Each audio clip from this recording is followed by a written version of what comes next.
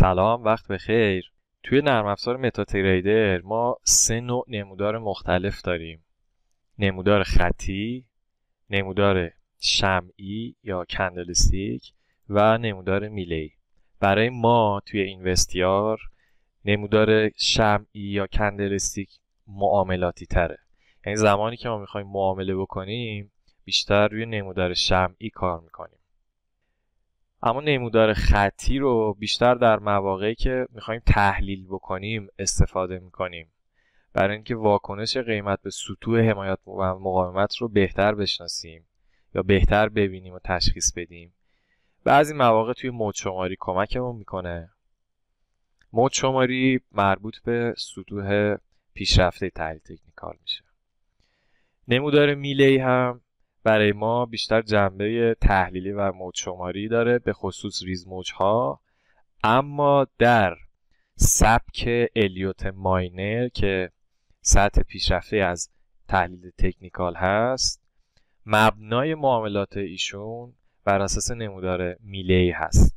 اما همونطور که ما گفتیم ما مبنای کارمون نمودار شمعی هست، به خاطر اینکه قدرت خیلی زیادی داره. ما الگوهای شمعی رو راحت‌تر میتونیم تشخیص بدیم.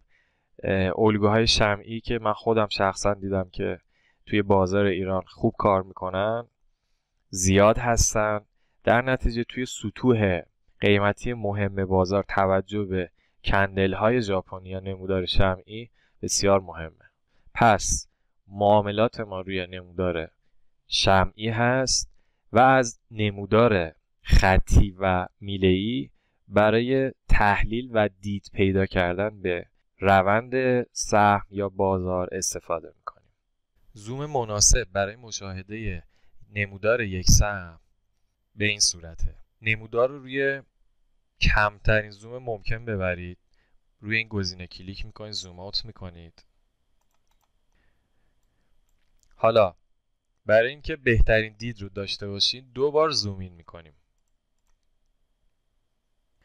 این زوم، ببین اگه بیشتر بکنی نمودار بازتر میشه، زوم بیشتر میشه. من یه بار دیگه زوم این میکنم، ببین نمودار بازتر شد. اما اون زوم مناسبی که ما بتونیم چارت رو بررسی بکنیم همون سیستمی که بهتون گفتم: تا آخر زوم اوت کنید، 2 بار زوم این کنید. این در واقع زوم مناسب برای تحلیل چارت هست. موفق و پرسود باشین.